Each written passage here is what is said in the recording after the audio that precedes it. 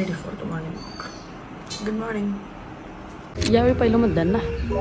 जितकी एक्सायटेड मी नव्हतो तितकं एक्सायटेड आमच्या घरचे.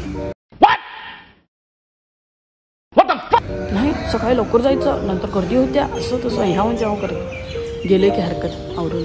पहिली गोष्ट तर फोनच काढून घेतला,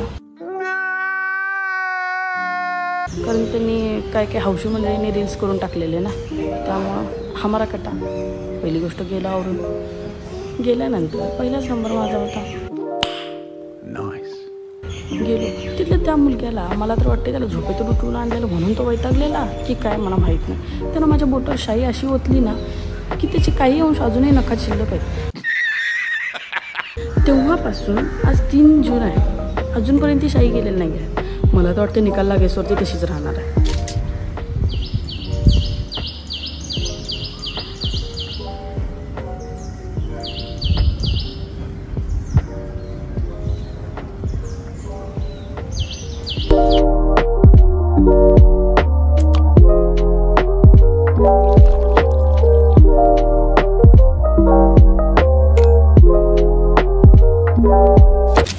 गरम व्हायला लागले खूप जास्ती आणि लस्सी पिणे थोडीशी.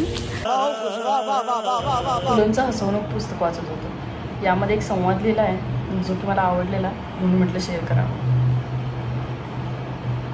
पुलं हे विनोदी लेखक होते ना, त्यामुळे त्यांना जे ते येईल ते म्हणायचे की तुम्ही काय विनोदी लेखक, तुम्हाला कुठल्याही गोष्टीत विनोदच सुचतो, माणूस मेला तरी तुम्ही त्यातनं पण विनोद शोधून काढाल.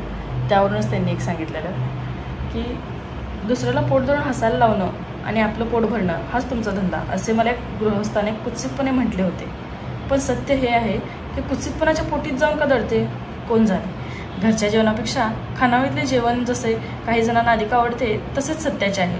आमचा धंदा हसवण्याचा हे खरे, पण माणूस का 24 तास धंदाच करतो. गजब बेइज्जती है. एक वाजलेत 3:45. टायर्ड तर एवढं झालोय, पण काय पर्याय नाही. काम केल्याशिवाय उठून चालणार नाही. काम काहीतरी करतो.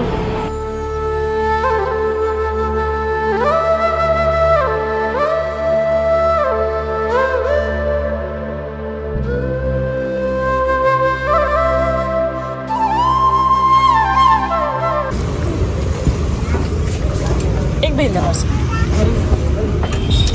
इथं काय पाणीपुरी. पाणीपुरी हां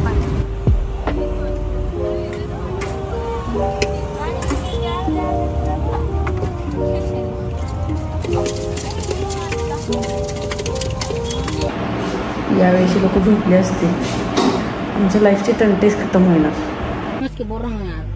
बुरा लगता है भाई, आप लोग भी जानते हो यार. बेसिनच्या सिंकनं काय केलं, आत्महत्या केली. काय करणार. कंट्रोल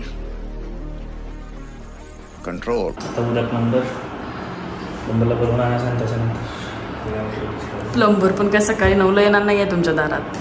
ते लोक खरंच